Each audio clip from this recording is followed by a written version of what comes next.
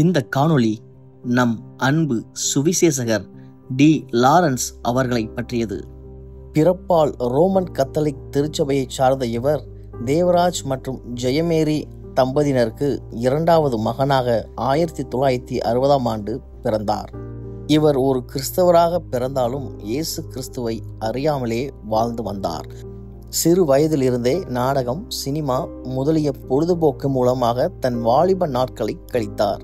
படிப்பை முடித்து லேத் பட்டறை ஒன்றில் இரும்பு வேலை செய்ய ஆரம்பித்தார். வேலையில் நல்ல சம்பளமும் அவருக்கு இருந்து வந்தது. ஆனால் அவருடைய வாழ்க்கையோ பல தோல்விகளை சந்தித்தது. மனதில் சமாதானம் இல்லாமல் ஏங்கி தவித்தார். கொஞ்சம் கொஞ்சமாக இதனால் குடிக்கவும் ஆரம்பித்தார். பின்னர் முழுவதும் குடி பழக்கத்திற்கு அடிமையானார். சிறிய நாட்களில் குடிப்பழக்கமோ மிக தீவிரமானது. குடிப்பழக்கத்தை விட முடியவில்லை. சமாதானம் வாழ்க்கையில் இல்லாததால் தற்கொலை செய்ய தீர்மானித்தார். அதன்படி ஆகஸ்ட் 3ஆம் தேதி 1983ஆம் ஆண்டு தன் வீட்டு கதவை பூட்டிக் கொண்டு தன் வீட்டில் இருந்த 20 லிட்டர் மண்ணெண்ணெயை தன்மேல் முழுவதும் ஊற்றி தீ வைத்து கொண்டார். சரீரமோ முழுவதும் வெந்து போனது. உடனடியாக ஈரோட்டில் இருக்கும் அரசு மருத்துவமனையில் அனுமதிக்கப்பட்டார். உடல் முழுவதும் வெந்த நிலைமையில் இருந்ததால் மருத்துவர்கள் கைவிட்டனர். இருந்தாலும் அவருடைய தாயார் இயேசு கிறிஸ்துவின் மீது நம்பிக்கை உள்ளவராக இருந்தார். உடனடியாக அவர் போட்ட முழங்கால் ஜெபமானது அன்று கேட்கப்பட்டது. இறைவனிடம் தன் மகனுக்காக மன்றாடினார். தன் மகன் உயிரோடு வந்தால் அவனை ஊழியத்துக்கு அர்ப்பணிப்பதாக வேண்டினாரோ என்னவோ, உடனடியாக அந்த முழங்கால் ஜெபமானது கேட்கப்பட்டது. மருத்துவர்கள் கைவிட்ட நிலைமையில் இயேசு அன்று லாரன்ஸ் அவர்களை தொட்டார். முழுவதுமாக சுகம் பெற்று வீடு திரும்பினார். இந்த அனைத்து தகவலும் லாரன்ஸ் அவர்களுக்கு அறிவிக்கப்பட்டது. பின்னர் 2 மாதங்கள் ஒழுக்கமாக வீட்டில் இருந்தார். ஆனால் மறுபடியும் குடிக்க ஆரம்பித்தார். ஒரு புறம் லாரன்ஸ் அவர்களின் தாயாரின் கண்ணீர் ஜெபம், மறுபக்கமோ அவருடைய குடிப்பழக்கம் மீண்டும் ஆரம்பித்தது. 1984ஆம் ஆண்டு மே 12ஆம் தேதி சென்னையில் நடைபெற்ற பேரின்ப பெருவிழாவில் லாரன்ஸ் அவர்கள் கலந்து கொண்டார். சகோதரர் டிஜிஎஸ் தினகரன் அவர்கள் ஜெபிக்கும் போது ஒரு பிரசன்னம் அவர் தலையின் மீது இறங்கியது. அதன் பின்னர் அவர் இயேசுவை தன் சொந்த இரட்சகராக ஏற்றுக்கொண்டார். தன் வாழ்க்கையை அன்று ஊழியத்திற்காக ஒப்பு கொடுத்தார். 1986ஆம் ஆண்டு மே 27ஆம் தேதி கர்த்தர் அவருக்கு ஏற்ற துணையை கொடுத்தார். ஜெரமியா மற்றும் மெட்டில்டா அவர்களின் மூத்த மகள் ஸ்டெல்லாவை திருமணம் செய்தார். கர்த்தர் அவர்களை நன்மையாக வழிநடத்தி வந்தார். பின்னர் இருவரும் சேர்ந்து ஆண்டவருக்காக ஊழியம் செய்ய ஆரம்பித்தனர். 1989இல் தேவன் இருவருக்கும் ஒரு ஆண் குழந்தையை கொடுத்தார். நாட்கள் செல்ல செல்ல குழந்தைக்கு மூளையில் பிரச்சனை என்று அறிந்து கொண்டனர்.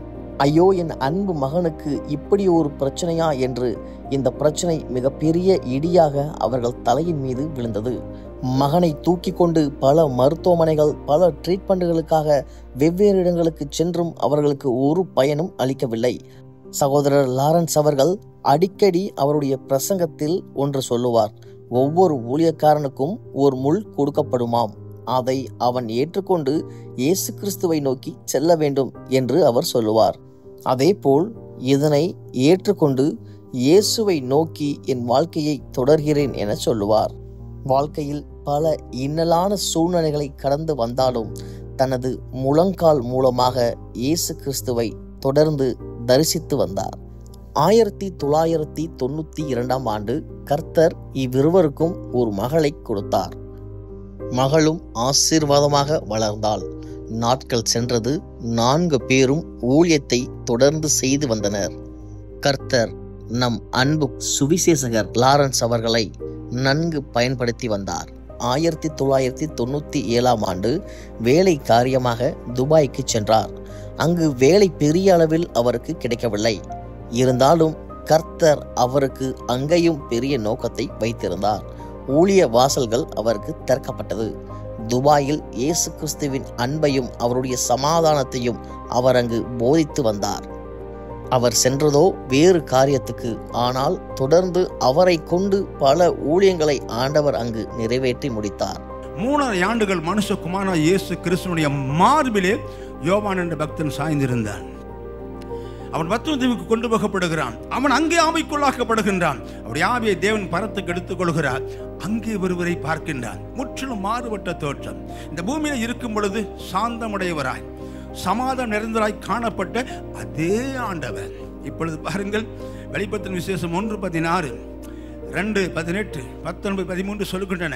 அவருடைய கண்கள் அக்னி ஜுவாலை போல காணப்பட்டதான். 1:16 சொல்லுகிறது, அவருடைய முகம் வல்லமையாய் பிரகாசிக்கிற சூரியனை போல காணப்பட்டதான். தொப்பென்று கீழே விழுந்தான். தேவனுடைய கரம், தேவனுடைய கரம். நானும் அதைத்தான் கண்டேன். அவருடைய கரம் தொட்டவுடன் அலறினேன். அப்பொழுது பாருங்கள், நான் தேடிக்கொண்ட சமாதானம் ஒரு நதியை போல எனக்குள்ளே பெருக்கெடுத்தோட ஆரம்பித்தது.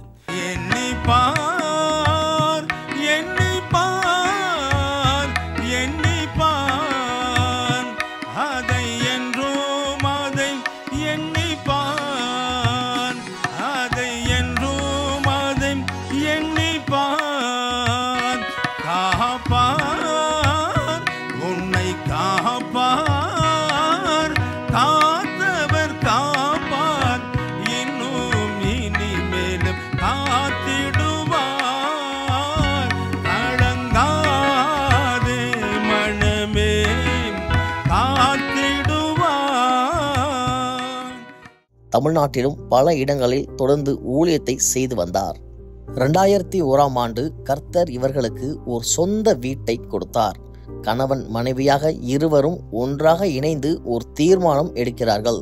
வீட்டை 2ஆக பிரித்து ஒரு பக்கம் வீடாகவும் மறுபக்கம் ஜெப அறையை கட்ட தீர்மானிக்கின்றனர். நாட்கள் மீண்டும் செல்ல செல்ல 2005ஆம் ஆண்டு இயேசுவின் சமாதான ஊழியம் என்ற பெயரில் தன்னுடைய ஊழிய பயணத்தை ஆரம்பித்தார். முதலில் வீட்டில் ஒரு சிறு ஜெப கூட்டத்தை ஆரம்பித்தார். அது பெருக தொடங்கியது. எனவே ஜெப அறையை பெரிதாக கட்ட முயற்சி செய்தார். மனதில் எண்ணம் இருந்தாலும் சில வேளைகளில் கையில் காசு இல்லை. இந்த காரணத்தால் வேலையாளுக்கு கூலி கொடுக்க முடியாமல் தன்னுடைய சொந்த கரங்களால் சுவற்றை கட்டி முடித்தார். இன்று நீங்கள் பார்க்கும் இந்த ஜெப அறைதான் அது. இயேசு கிறிஸ்துவுக்காக அனுதினமும் ஏதாவது பெரிய அளவில் செய்ய வேண்டும் என்ற எண்ணம் அவருக்குள் தொடர்ந்து எரிந்து கொண்டே இருந்தது. கர்த்தர் இவர்களை கொஞ்சம் கொஞ்சமாக உயர்த்த தொடங்கினார். பல மாநிலங்கள், பல தேசங்களுக்கு இவர்களை கொண்டு சென்றார். ஒரு சமயத்தில் வாழ்க்கையில் இன்னலான சூழ்நிலையை எதிர்கொண்டார். தன் தாயார் மரிக்கும் தருவாயில் இருக்கும்போது தாயாரின் அருகாமையில் இருக்க முடியாமல் தவித்தார். ஏனென்றால் அப்பொழுது அவருக்கு ஒரு ஊழிய அழைப்பானது வந்தது. ஊழியத்திற்கு போகலாமா அல்லது தாயாரின் இறுதி நாட்களில் அவருடன் இருக்கலாமா என்ற கேள்வி எழுந்தது. இறுதியாக தேவ ஊழியத்தையே அவர் தேர்ந்தெடுத்து சென்றார்.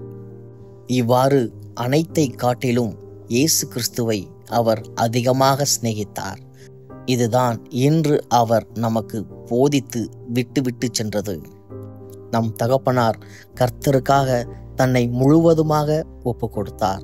ஒருவர் உதவி என்று கேட்டு வந்தால் அவருக்கு எந்த விதத்திலாவது உதவிவிட வேண்டும் என அனைத்து விதத்திலும் முயன்று செயல்படுவார். இந்த அன்பு குணத்தை கொண்டவர் நம் அன்பு தகப்பன் லாரன்ஸ் அவர்கள்.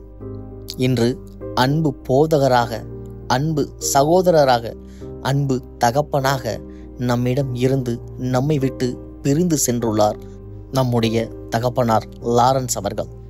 இன்று அவர் நம் மத்தியில் இல்லை என்றாலும் அவர் தேவனுக்காக கொண்ட வைராக்கியம் நம்மை தேவனுக்காக ஏதாவது செய்ய வேண்டும் என தூண்டுகிறது. வாழ்ந்தால் இயேசுவுக்காக இப்படி வாழ வேண்டும் என ஒரு முன் உதாரணத்தை நம் முன் வைத்துவிட்டு சென்றுள்ளார். பல இன்னல்கள், அடிகள், கடினமான சூழ்நிலைகளை கடந்து இயேசு கிறிஸ்துவுக்காக உண்மையாக வாழ்ந்து மரித்தார் நம் தகப்பன். தன்னுடைய பிரசங்கத்துல அதிகமாக இந்த 2 காரியத்தை அவர் எப்போதுமே சொல்லுவார். இன்னைக்கு நம்ம காதுல அது ஒலித்து கொண்டே இருக்கிறது. ஆண்டவரை எப்பொழுதும் தேட வேண்டும். குறிப்பாக பைபிளை முழங்காலில் நின்றுதான் வாசிக்க வேண்டும் என கூறுவார்.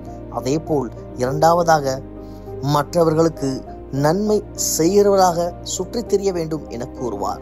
அவர் இவ்வாறே வாழ்ந்து காட்டி நம்மிடமிருந்து இன்று விடைபெற்றுள்ளார். அவர் இன்று நம்மிடம் இல்லை என்றாலும் அவர் கட்டிய இந்த ஆலயம், அவர் கூறிய இந்த வார்த்தைகள் என்றும் நம் மத்தியில் இருக்கிறது. இயேசு கிறிஸ்துவுக்காக தொடர்ந்து நாமும் ஓடுவோம். இந்த இறை மனிதனை நமக்கு கொடுத்த தேவனை துதிப்போம்.